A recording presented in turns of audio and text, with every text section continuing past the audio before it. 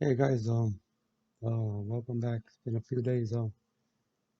I guess I'm gonna get us with the with the fuel line, huh? No shame, man. No shame. That fuel line. Apparently there's two flows to that actual pipeline, and apparently only one guy hacked. And why even mention who hacked it? This fool was behind the whole orchestration. You know what I mean? And yeah, we know who it is. And you know what? And as bad as I can sit, I can actually lay here and talk about who's pulling the strings. It's for our survival. Because if that oil price drops or that oil price prospers, then we as a nation we prosper too. So just want to make sure you guys understand that it's not no coincidence, and our dollar is 100% backed by that oil that our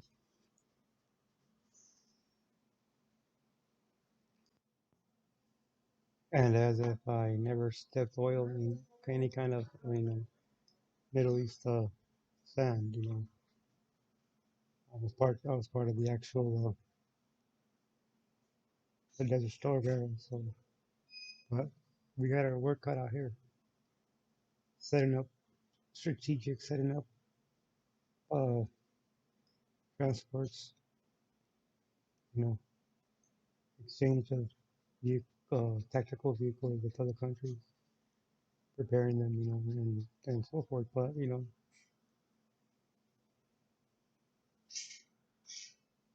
sucks, because just just business to them. Well, anyways, quick update on the channel. I'm still down for the count, and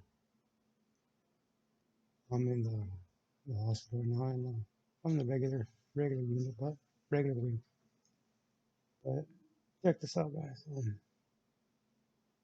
started off with a bump, small bump, almost like you said, like a jelly bean size little pimple around my waist.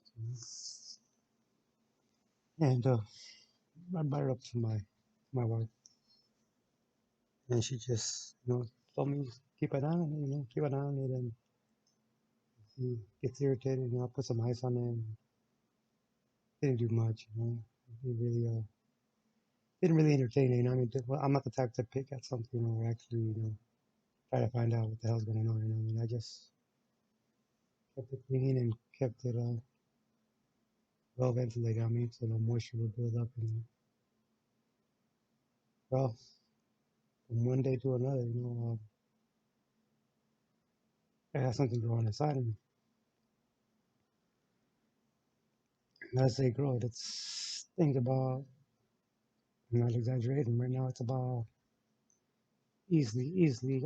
I'm being low on the number, 7 inches long. Just kind of just,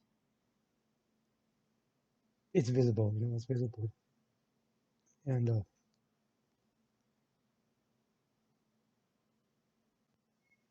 and was actually, he brought to the yard and admitted.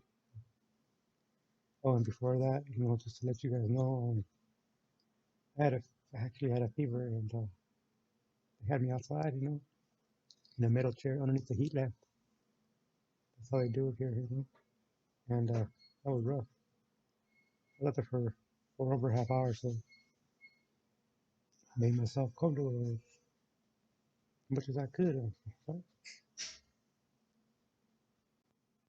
because of the fact that I was getting the actual fever. You know?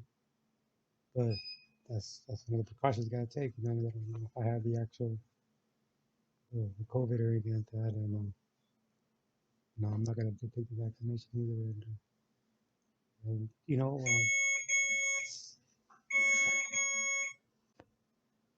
and I forgot where I left off anyway. So as I got admitted into an actual table, an actual bed into the ER, they would actually bring all these different MRIs and different X-rays down to me instead of me going up and from what they actually assumed that I had the COVID there, you know, just because I had regular fever, you know, like, and it's a real inconvenience because now you can't run a fever for anything, you know. Hey, you have a fever, boom, they trace it to this actual um, COVID, and that's just one of the inconveniences, you know. And when I tried to explain to them, you know, what was going on, you know, they got to go through their protocol and they got to keep this hotel, I mean, this hospital, you know, healthy, you know, and their staff and protect their staff too, you know, and I totally get it, you know. But you know, here I am in pain outside on the floor for over half hour, you know, just tossing and turning, you know, and of course nobody can stay with you. Nobody can stay and actually help you. That's out of the question, you know. Before they encourage you, you know, that way they don't have to actually deal with you, and basically, you know. And so I finally got a few results, quote my test and everything, and it didn't take that long for me to get admitted into the actual hospital. But by that time, this actual bump was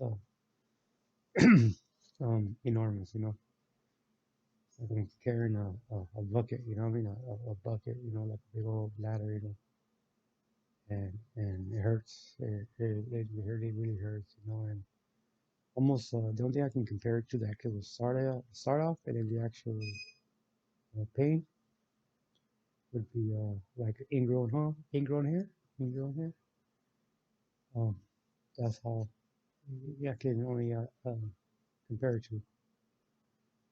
So I get set up and they start, you know, pumping me with antibiotics, and they're having this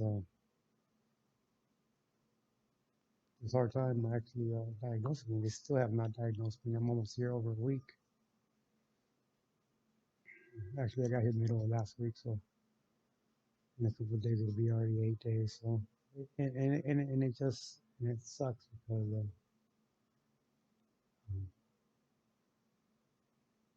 I haven't got any relief. I haven't got any relief, you know?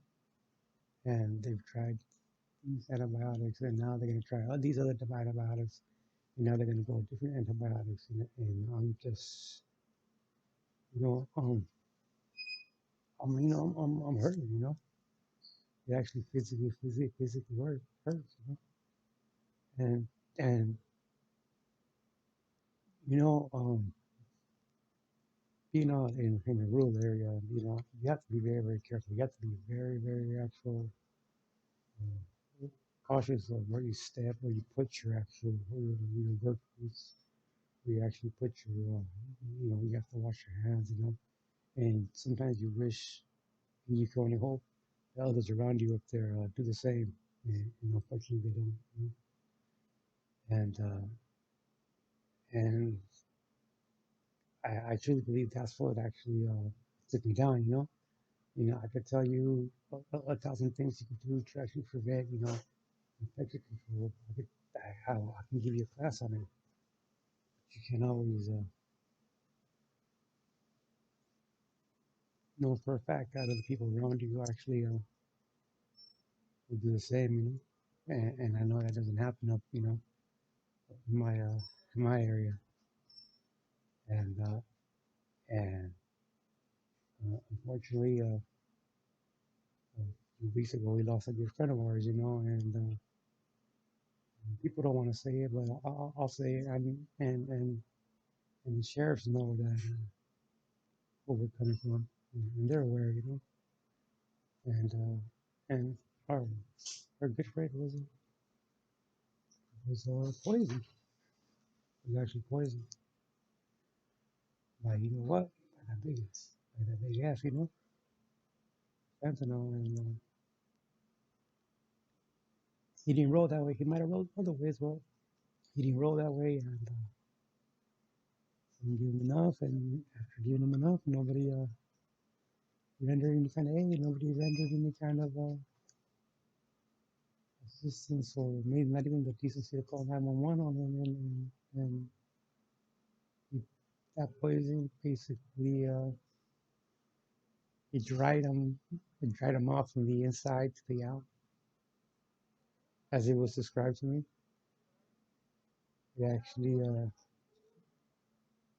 not even how do you say it? Not even puss, not even like a ravaged dog. You know how that comes when they're actually foaming at the mouth and all that. That's what they described it as.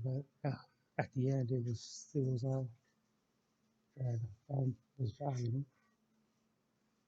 And and the EMTs got there. The EMTs were there on time.